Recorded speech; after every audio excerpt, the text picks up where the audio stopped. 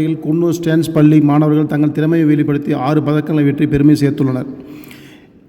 இந்த போட்டிகளில் மாணவர்கள் ஆல்டர்னேஷன், குண்டு எறிதல் மற்றும் வட்டி எறிதல் பிரிவுகளில் சிறப்பாக விளையாடி மாநில அளவிலான போட்டிகளில் பங்கேற்கும் தகுதியை பெற்றுள்ளனர்.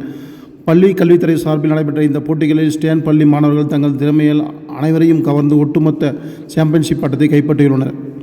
தனிநபர் சாம்பியன்கள்: 16 வயது கிறிஸ் டேனியல் தனிநபர் சாம்பியன், 17 வயது பிரீடெக் ஜோஸ் தனிநபர் சாம்பியன், 19 ஆதித் தனிநபர் சாம்பியன். இதன் மூலம் 3 பிரிவுகளிலும் ஸ்டான் பள்ளி மாணவர்கள் முழுமையாக சாம்பியன்ஷிப்பை பட்டங்களை தட்டி சென்றுள்ளனர்.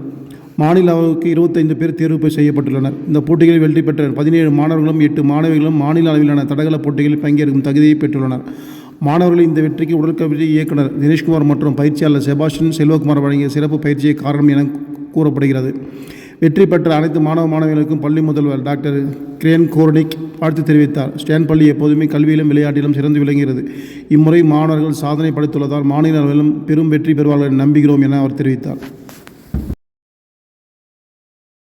At both the zonals and the district.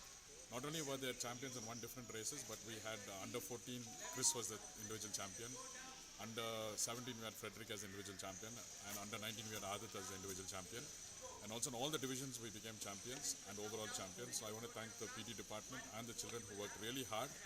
And we wish the 17 boys and the 8 girls who are going to represent us at the state meet at the 24th of October, and we wish them the very best.